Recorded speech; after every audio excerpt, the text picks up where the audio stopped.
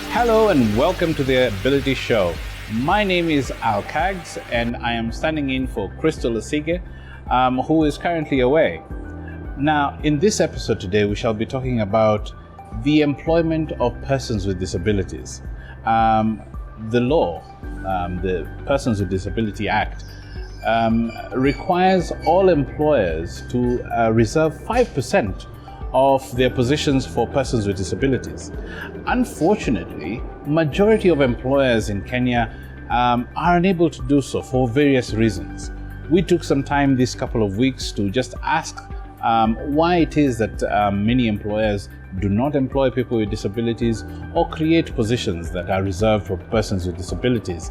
And they told us some very interesting things. They told us that there are some economic reasons and there are some social reasons. And I'm going to start with the economic reasons. They told us among the economic reasons was that as an employer, I have to spend extra capital to create space that is conducive for persons with disability, such as space for wheelchairs, accessibility, functionalities within the office, lighting for visually impaired people, and so on. This extra cost was a cost that many employers are afraid of. The second thing is that they have to make additional arrangements, which costs money for them to sort of employ a person with disability. For example, they said that they would need to have, say, a guide for a visually impaired person, or they would need to employ an interpreter for a hearing impaired person, and they saw that as an additional cost to their business that may be too much. In addition, they explained that even technology, they would have to make extra arrangements. They would have to buy a computer that is accessible, they would have to buy additional software and that sort of thing. And they just looked at this cost and they thought, oh, this cost is just too much. Many of them have not actually spent any amount of time quantifying what that cost looks like. So it is just a fear that is in their heads that somehow we have to demystify. Some of the reasons they gave us that were social in nature included that since I was a child, I have never interacted with a person with disability. So how would I begin now? I am afraid of dealing with a person with disability. I don't know how I will handle them. I feel pity for them, so I don't know that I can be their boss and manage them the way that I can manage able-bodied people and that sort of thing. These are real fears that they expressed. The other social challenge that a lot of employers expressed was that when they call for applications, they have never really seen an application from a person with disability. Of course, when you send your application letter, you're hardly ever going to write that I'm a person with disability or put it on your CV. But maybe that is something to do so that they become a little more aware that these applications do come through in their HR departments. One of the other things that they said to us is, how do I make sure that I can integrate a person with disability with the rest of my team? How do what sort of training do I have to do? What sort of additional arrangements do I have to do? At the Open Institute, where I work, we have made some of these adjustments. And Crystal will be showing you some of those adjustments in this show. And we have found it to be ultimately very rewarding because those adjustments that we made in terms of accessibility for our office turned out not to be too expensive, and also they turned out to be rewarding even for us who are able-bodied because of the fact that we were able to move around more freely. Our office looks better and we are having a better time working with persons with disability.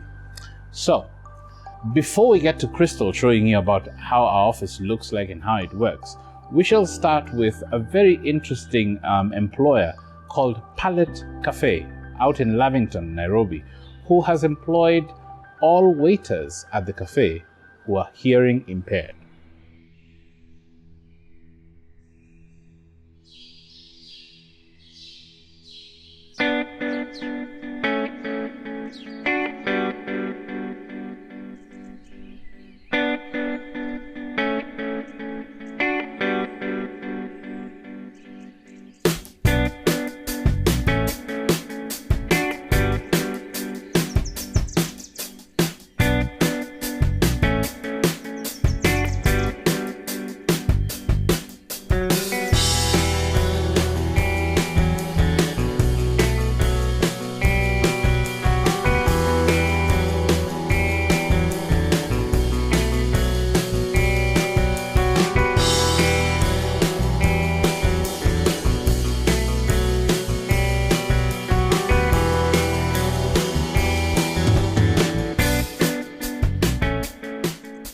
of the employers shy away from disabled people because they think there's a risk that they actually bring into the business, which there's no risk.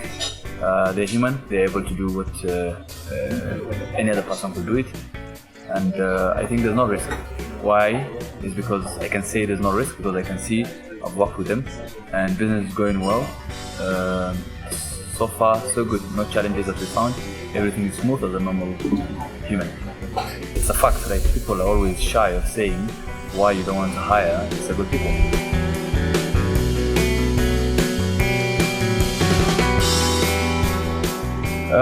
When I was hiring them, what happened was I went for schools that does works with the disabled people.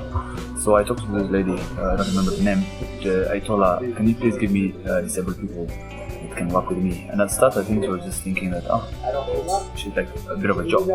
And then she brought for me like at least 20 or 40 people in my site. And I did a normal selection as you could do it in any other job opportunities. So I asked for the documents, he got the documents, and then did a little bit of an interview. Little I know, I had like small communication with them, but I picked the best that I could say they are. And then from there, what happens like now, everyone knows that we're giving opportunity to disabled people. They always come. Every day we have like 10, 15 people coming and drop. But we don't let them go back. We take their CVs and build the morale up. And what we're doing is I'm also trying to talk to all my suppliers who supplies Palais Cafe. And I really appreciate them. They accepted what my proposal by telling them to supply things in Palais Cafe. They need to include their business in disability employment, which it's working well. And I think hopefully many companies will follow this and we'll go ahead with life.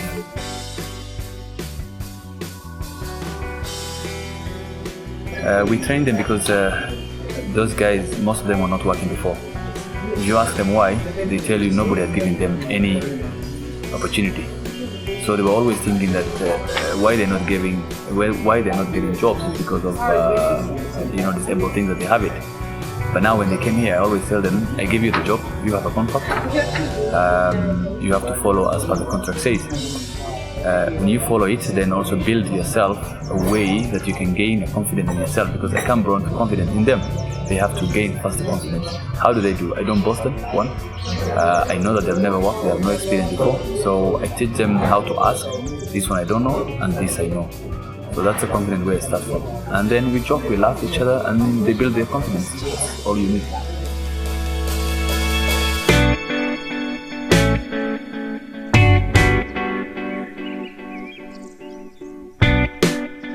They're about 7, 8, I think, 8 of them working with me. Some of them are already thinking of an exit plan to make their own business. And it's not something that they hide. They come to me and ask me, I want to do this and that and this and that. Some of them I built some small things that can give them the confidence to do other businesses around and again work here in the meantime. They have kinyozis, like barbers, as you can say. Some of them are thinking of other businesses to plan it. So I always help them also to grow up. I don't want them to stay here for long, because if they can work outside and they feel confident to get their own business, I'm so happy to do that.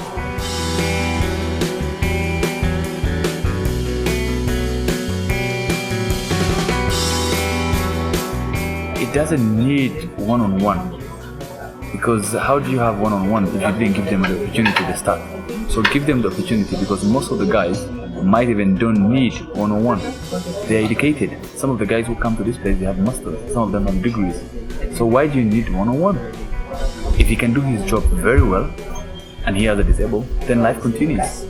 So I don't see one-on-one as a thing that the company should give them, but first give them the opportunity to try them and see. I think they might need a little bit of a coaching, as normal person also need. If you've been employed today, you might be not given all the responsibility by your boss. He gives you a little bit, tries you how you are, and I think that one is needed everywhere. Can it be either disability or not disability? But what I would say is give them opportunity, let them try, and it works very well.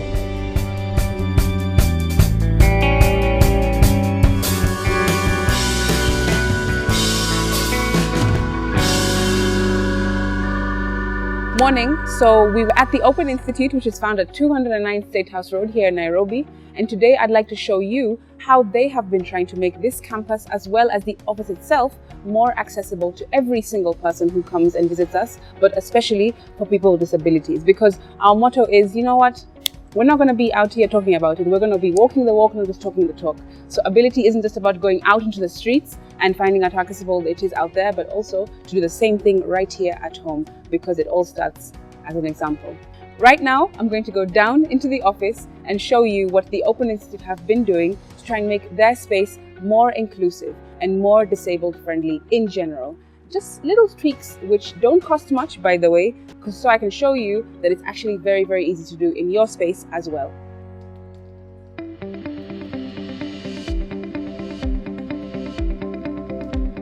This was actually built by the Open Institute a few years back because they wanted to make the space more inclusive. Obviously, from the car park down into the office, there's a bit of steps and a bit of a way to go. So what they decided to do is put a bit of a ramp on one side of the steps, which is their own initiative. They talked to the management here, and the management was like, yeah, sure, no problem, so long as it's not going to disrupt any of the other offices around the campus, which is fine. The most amazing thing about that is, even though they had built the ramps for people with disabilities, those who are wheelchair users specifically, and myself as well with white cane, it seems that everyone on the entire campus uses the ramps, especially those who come with bikes, who bike to work, or who have motorbike deliveries. They always use the ramps to come down to this side of the campus, and makes it way easier for them as well. So universal design, very simple and easy to do.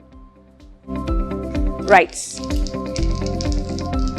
The next thing that's really simple and very cost friendly to do is to put a foot mat at the door. This might sound a little bit like, whoa, what does that have to do with accessibility? Well, the reason that this is here is because, of course, for cleaning your feet before you walk into the office, but as well, when I walk towards the door with my white cane, as soon as my roller ball at the end of the white cane touches the mat, I know that I'm about to reach the door. And so it helps me to gauge where I am. And if I walk towards the door and I don't feel the mat in front of it, I know that I'm veering a little bit too much to the left or too much to the right. So as soon as I touch this with my white cane, I know I'm at the door, and all I have to do is stop, be a little bit careful because the doors pull outwards, and then start to try and reach for the door itself, and then go inside.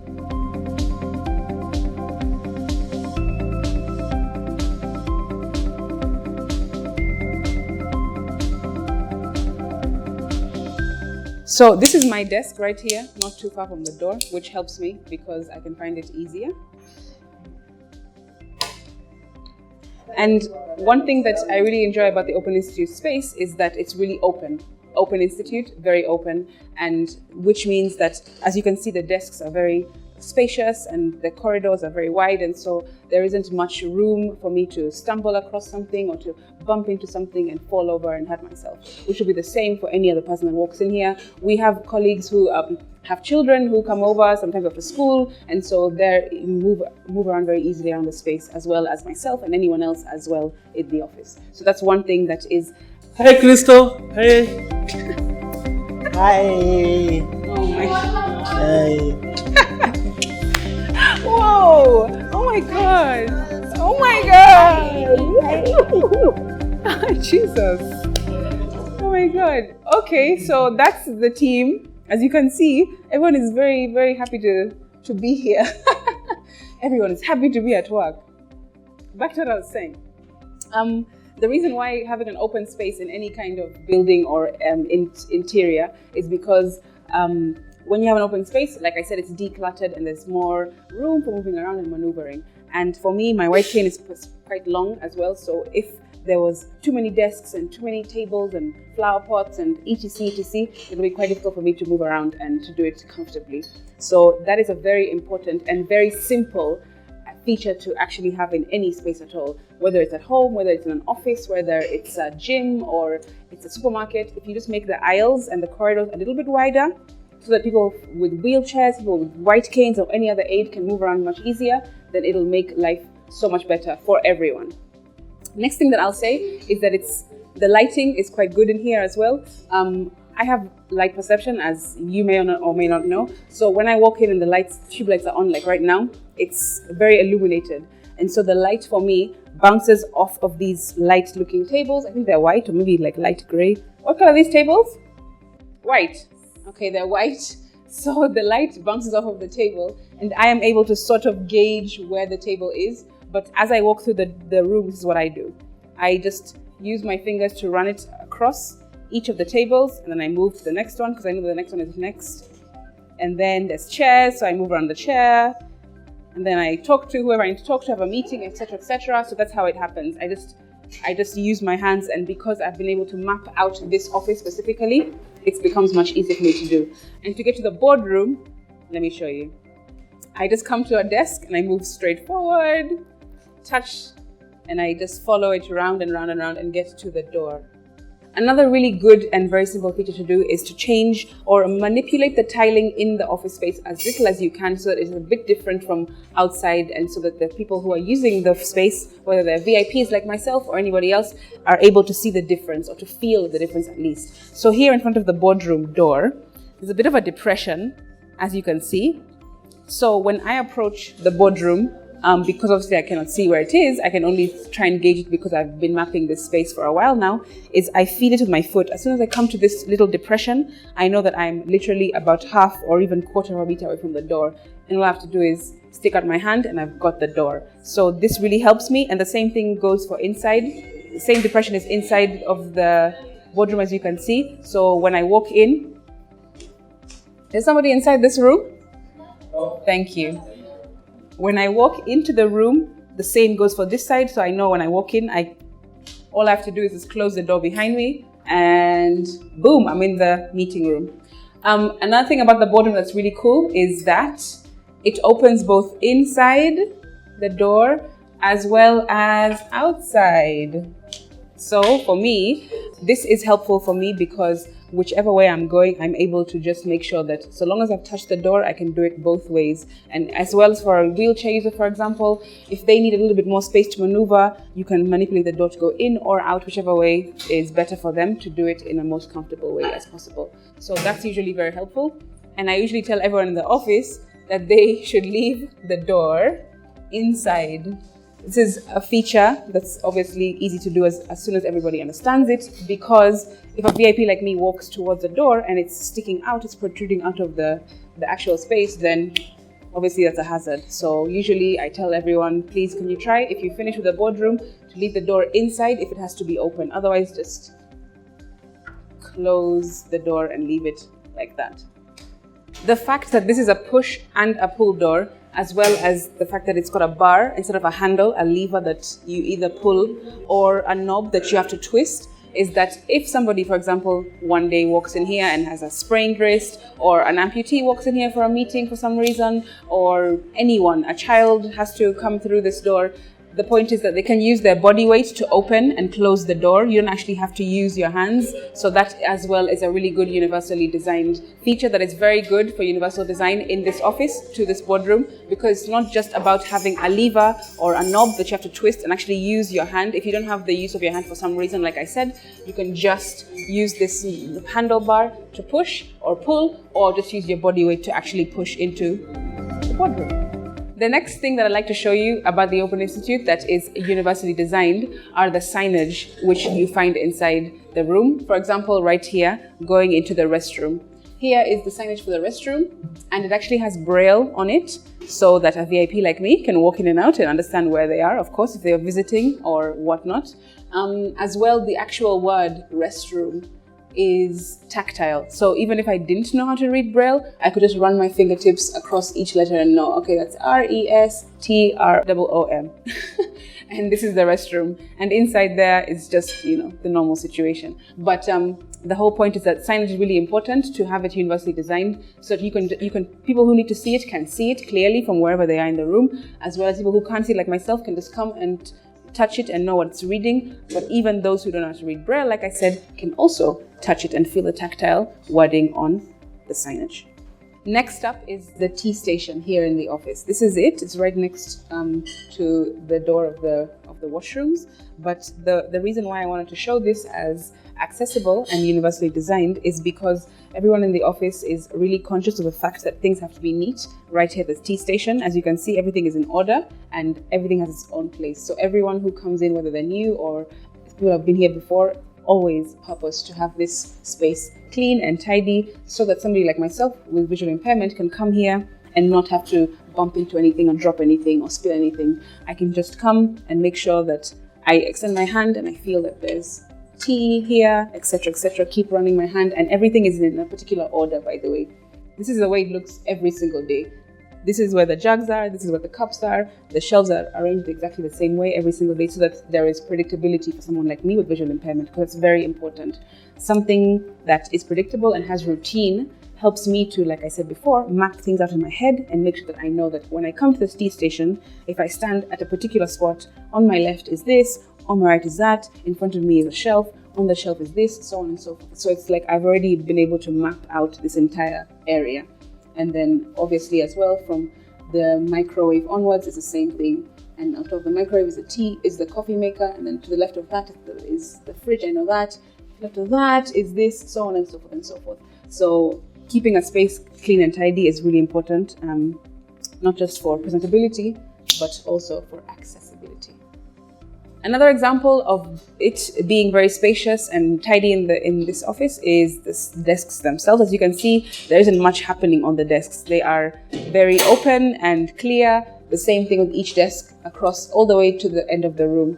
And the nice thing about it as well is the more open the desks are, the more the feel of, you know what, we're all equal in here. There isn't like a hierarchy in particular where somebody has like a nicer desk or a nicer cubicle, etc. It's just open, and that helps as well with accessibility because you're able to move around the space and each desk is exactly the same. So like I said, routine and predictability for me is the same. Wherever I sit down, I know that the tables are in this shape and they're this wide and they're this long, etc., etc. And they feel exactly the same way. And everyone, as usual, tries to keep their spaces very tidy and very open as well for the same exact reason. So this kind of space, it really helps, to be quite honest. It's amazing, and I enjoy working here, and it helps me to work at my best when the space itself is conducive for somebody like myself with visual impairment, but also for everybody else in here who I feel enjoy it. So this is the Open Institute. In general, it's very accessible, like I have shown you, and there are small things that they've been doing throughout the year, and they're continuing to do as well as resources continue to flow in, just to make the space more friendly to every single person, but especially for people with disabilities, because here at Ability Program, we, like I said, don't want to just talk and tell people what to do, but we also want to be an example and do it right here as well to show other organizations how easy it actually is to make your space a little bit more friendly with a little bit of tweaks, which are either very low in cost or with no cost at all.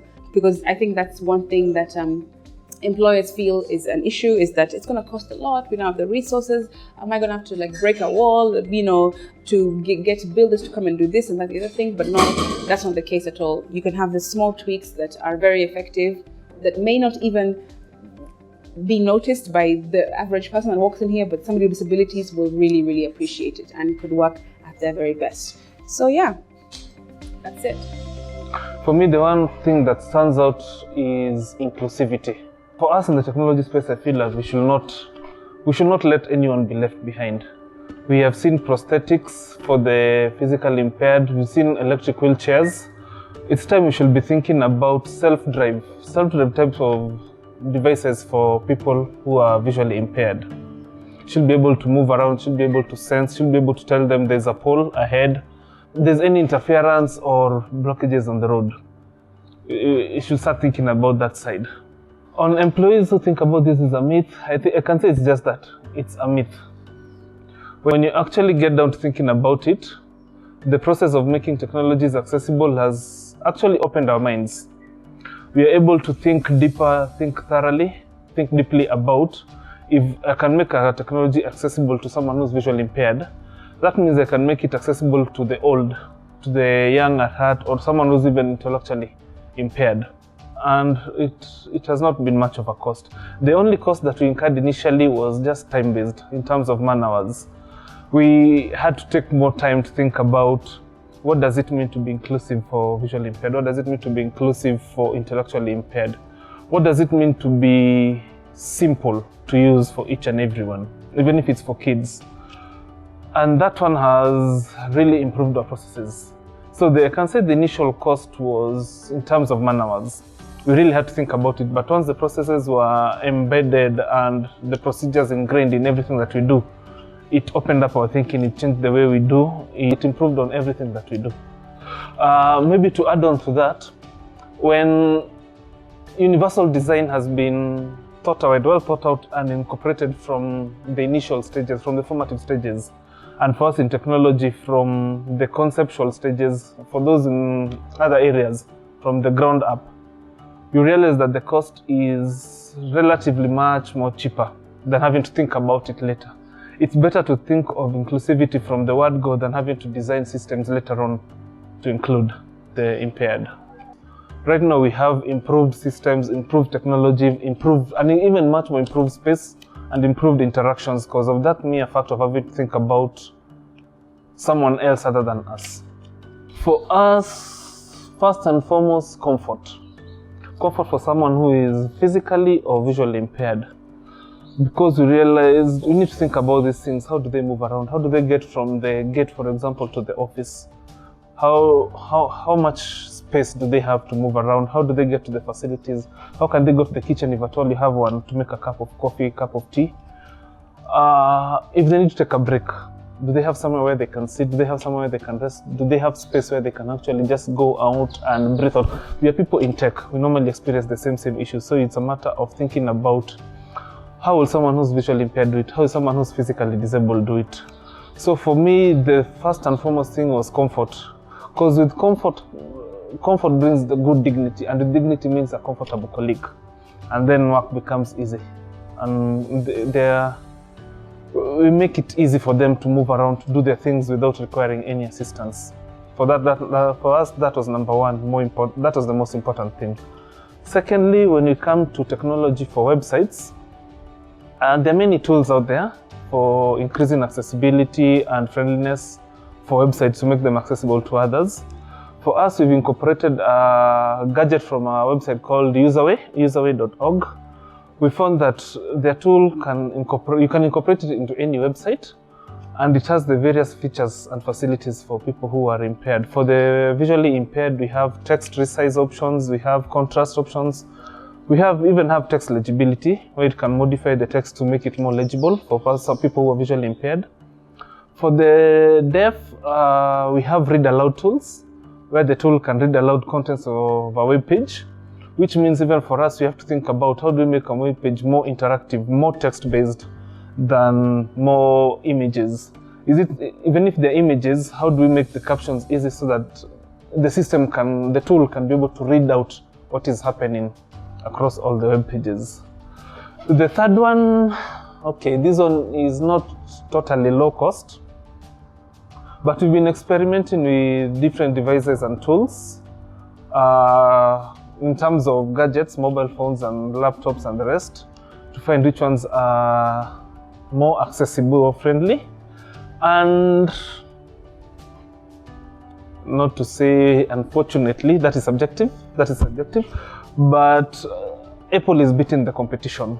From all the things that we've tested, all the tools and devices that we've tested, so far Apple is coming out on tops. I know there are people out there, other professionals in the space. I stand to be corrected. We require more research, and someone can even advise better on these ones. But for us, what we see in this is that it creates rooms for more research. We need to do more research. We need to we see that there's room for more opportunities. We need to think about how do we make other technologies come to power with Apple, or rather be known. Because most of the people we even talked about, people who are visually impaired, people who are physically impaired, more of them are inclined towards using Apple devices. But that on the other hand can become very expensive. So we are still exploring options of making this totally no cost as possible for us and for other organizations or individuals in the space, or who may be interested in getting into the inclusivity space. Having worked with a VIP visually impaired person for the past 4 or so months, it changed our realization and it changed the way we work in terms of, first of all, we had to sit down and learn. We had to understand how does this lady, she's called Crystal Asiga, how does she work? How does she operate? How is she able to read messages and reply? How is she able to receive emails, reply comfortably and get feedback and send and even engage in comments and documentations? How is she able to do a Word document, Excel tables comfortably? And that really improved our thinking. It changed the way we think, it changed the way we operate, and it has improved our level of thinking in the innovation area. We started thinking about bigger, better ways of improving life, of improving lives for people who are visually and physically impaired, or any other kind of impairments that are there. So people are thinking differently. When it comes to videos and the like, you realize that even the kind of editing, the kind of captioning, the kind of integrations that are put, they're much more different than what you were doing 2-3 years ago. When it comes to websites, the way we do it is totally different. There's a lot of thinking that comes behind all these things, and there's a lot of inclusivity that is involved. So that is all innovation. Yes, it's true. Disability drives innovation. Welcome to the part of the show where you get to ask ability. Today we have a question from Jerry, who says she has a neighbor who has just moved in next door and wants to go over and help them try to decorate. But she realizes that the neighbor has an intellectual disability. What is the best way to try and handle that? She asks. That's a very good question, Jerry. Let's talk about it. This is how we do it. Right, Jerry.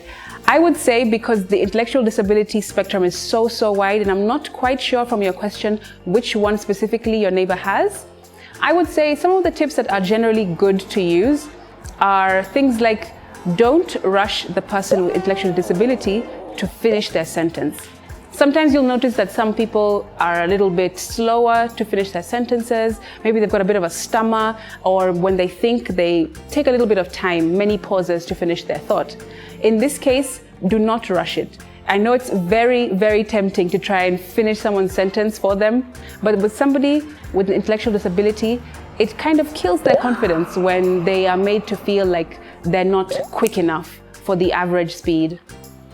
So in this case, just try and be patient, reassure them with smiles and nods as they continue to finish off their sentences, to finish off their thoughts, and they'll get there in the end. Another thing that I would say as well is try and give them friendly touches on the shoulder, on the arm, just a friendly smile and other gestures that make them feel comfortable around you. Because obviously, as you can imagine, they would probably feel much more comfortable when somebody around them is giving off that energy of, you know what, we're friends, don't worry about it, you know, we're not even different, we're the same.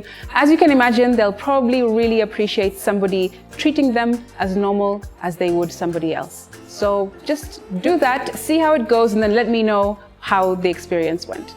The golden rule has always been, treat people the way you'd like to be treated. But here at Ability, we like to use a platinum rule, which is treat people the way they want to be treated and not the way you think that they should be treated. If you have any other questions or comments, please email us at ability@openinstitute.com, or you can find us on all of our social media, and our handles are just Open Institute. Thank you so much for having stayed with us during this show. I have truly enjoyed being guest host today. Now, before I go, would I please ask you to tell us what you think of this phrase, disability drives innovation.